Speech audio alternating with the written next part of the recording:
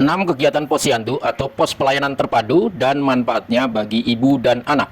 Peran posyandu di tengah masyarakat sangatlah besar, meski identik dengan bayi dan balita. Kegiatan posyandu dan manfaatnya tidak hanya sebatas itu. Program posyandu sejatinya juga diperuntukkan bagi ibu hamil, ibu menyusui, dan pasangan usaha subur atau PUS. Posyandu merupakan upaya pemerintah untuk memudahkan masyarakat Indonesia dalam memperoleh pelayanan kesehatan ibu dan anak. Tujuan utama posyandu adalah mencegah peningkatan angka kematian ibu dan bayi saat kehamilan, persalinan atau setelahnya melalui pemberdayaan masyarakat. Melalui posyandu, pemerintah berupaya untuk menyediakan layanan yang dibutuhkan masyarakat seperti perbaikan gizi dan kesehatan, pendidikan dan perkembangan anak, peningkatan ekonomi keluarga, hingga ketahanan pangan dan kesejahteraan sosial. Posyandu hanya melayani setidaknya 1 kali dalam sebulan. Lokasi posyandu umumnya mudah dijangkau oleh masyarakat, mulai dari lingkungan desa atau kelurahan hingga RT dan RW. Berbagai kegiatan posyandu dan manfaatnya. Kegiatan posyandu terdiri dari kegiatan utama dan kegiatan pengembangan. Berikut ini adalah beberapa kegiatan utama posyandu. 1. Program kesehatan ibu hamil dan menyusui. Pelayanan yang diberikan posyandu kepada ibu hamil mencakup pemeriksaan kehamilan dan pemantauan gizi. Tak hanya pemeriksaan, ibu hamil juga dapat melakukan konsultasi terkait persiapan persalinan dan pemberian ASI. Agar kondisi kehamilan tetap terjaga, ibu hamil bisa mendapatkan vaksin TT untuk mencegah penyakit tetanus yang masih umum terjadi di negara berkembang seperti Indonesia. Setelah melahirkan, ibu juga akan mendapatkan suplemen vitamin A dan tablet zat besi yang baik dikonsumsi selama masa menyusui. Tak hanya itu, pemasangan alat kontrasepsi KB pasca persalinan juga bisa dilakukan ibu di posyandu jika memungkinkan. 2. Program kesehatan bayi dan anak balita. Salah satu program utama posyandu adalah menyelenggarakan pemeriksaan bayi dan balita secara rutin. Hal ini penting dilakukan untuk memantau pertumbuhan atau tumbuh kembang anak dan mendeteksi gangguan tumbuh kembang anak sejak dini. Jenis pelayanan yang diselenggarakan posyandu untuk balita mencakup penimbangan berat badan, pengukuran tinggi badan dan lingkar kepala anak, evaluasi tumbuh kembang, serta penyuluhan dan konseling tumbuh kembang atau konseling dan penyuluhan keluarga berencana. Hal pemeriksaan tersebut kemudian dicatat di dalam buku KIA Kesehatan Ibu dan Anak atau KMS atau Kartu Menuju Sehat. 3. Keluarga Berencana atau KB.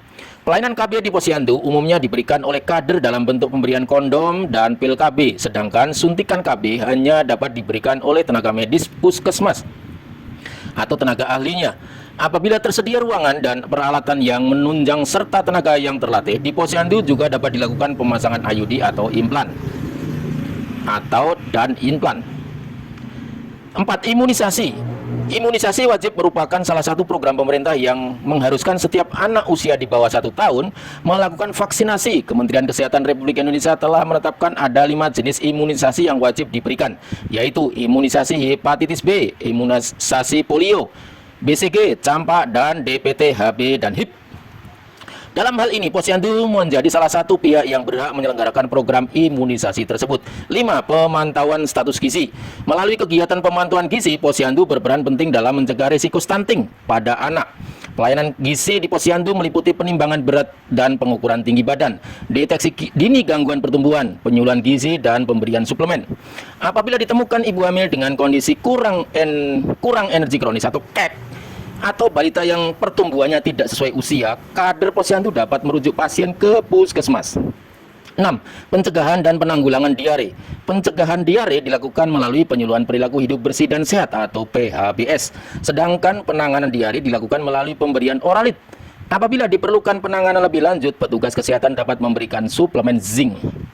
Selain itu, posyandu memiliki kegiatan pengembangan atau pilihan yang mencakup bina keluarga balita atau BKB, tanaman obat keluarga atau TOGA, bina keluarga lansia atau BKL, dan pendidikan anak usia dini atau PAUD. Kegiatan pengembangan tersebut umumnya dilakukan apabila 6 kegiatan utama telah dilaksanakan dengan baik. Pentingnya mengikuti kegiatan posyandu. Kegiatan posyandu dan manfaatnya bisa diperoleh tanpa mengeluarkan biaya, sehingga sangat meringankan beban ekonomi masyarakat. Selain itu, posyandu juga sangat penting untuk diikuti karena memiliki banyak manfaat lainnya, seperti memberikan beragam informasi mengenai kesehatan ibu dan anak seperti pemberian ASI, MPASI, dan pencegahan penyakit. Memantau tumbuh kembang anak sehingga anak terhindar dari resiko kekurangan gizi atau gizi buruk. mendeteksi sejak dini bila terdapat kelainan pada anak, ibu hamil, dan ibu menyusui, sehingga penanganannya dapat segera dilakukan. Memberikan imunisasi lengkap. Posyandu juga dapat menjadi sarana bagi para ibu untuk menambah pengetahuan dan berbagi pengalaman tentang kesehatan ibu dan anak, baik dengan petugas kesehatan maupun dengan peserta posyandu lainnya. Dengan pengetahuan yang baik, diharapkan kualitas kesehatan ibu dan anak dapat meningkat. Pihak posyandu juga bisa segera merujuk anak ke dokter atau fasilitas kesehatan jika anak mengalami sakit demam, batuk, pilek, dan diare, serta saat berat badan anak berada di bawah garis merah. Kegiatan dan manfaat posyandu bisa semakin dirasakan jika diikuti secara rutin. Jika berminat mengikuti kegiatan posyandu, Anda bisa menanyakan jadwal pelayanannya kepada pengurus RT, RW, kader posyandu, atau petugas puskesmas di lingkungan tempat tinggal Anda, atau dengan penyuluh KB juga bisa. Demikian informasi yang dapat kami sampaikan. Mudah-mudahan memberikan manfaat kebaikan. Salam sehat, semangat luar biasa, kerja cerdas sejahtera. Berencana itu keren. Wassalamualaikum warahmatullahi wabarakatuh.